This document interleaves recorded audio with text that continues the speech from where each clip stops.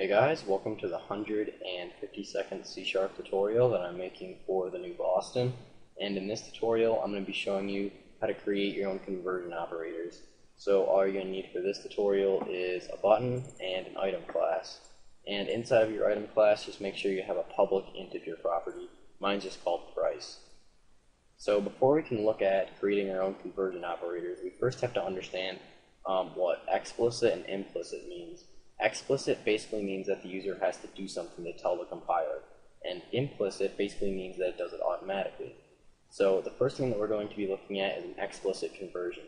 So to do an explicit conversion, you basically have to tell the compiler that you want it to be converted.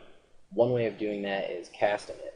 So we're going to say item I equals, and then we could cast an integer as an item. So we could cast this 3 into an item.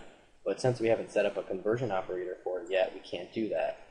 I'm just going to mark this as explicit.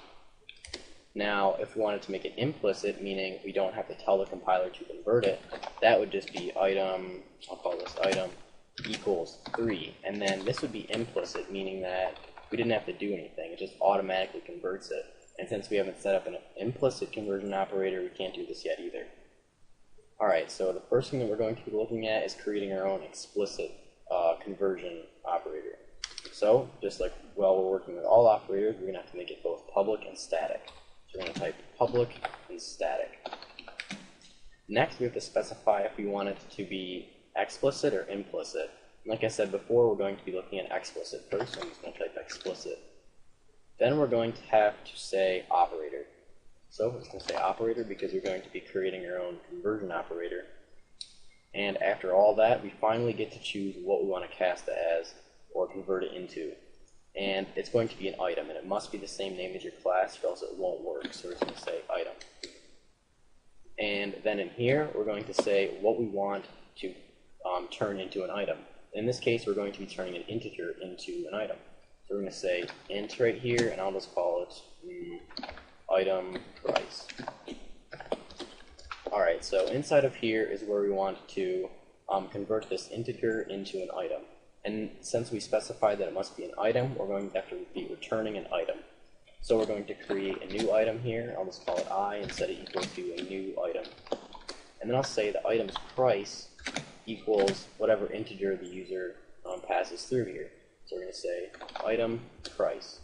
And then we're just going to return this new item that we've created, so we'll just return I.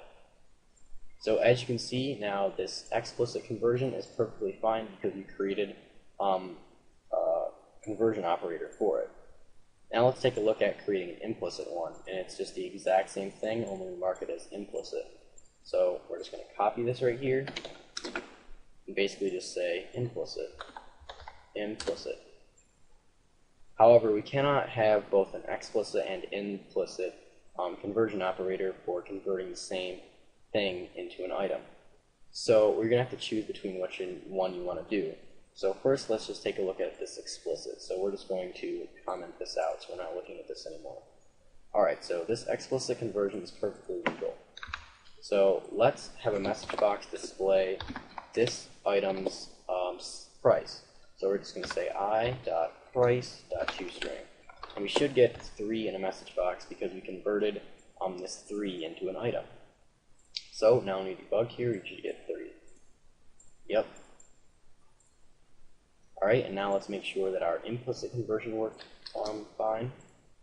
And since this is implicit, we didn't have to specify that we want to convert it into an item. So we're going to comment this explicit conversion operator and uncomment out the implicit one so we can implicitly convert it. So now let's display this item's price in a message box, and we should get 3 as well, since we set this item equal to 3. I'm just going to say messagebox.show item.price toString, since it's an integer. Alright, so now in debug we should get 3. Yep, perfect. Alright, so that's pretty much it for this tutorial on creating your own conversion operators. So, see you guys.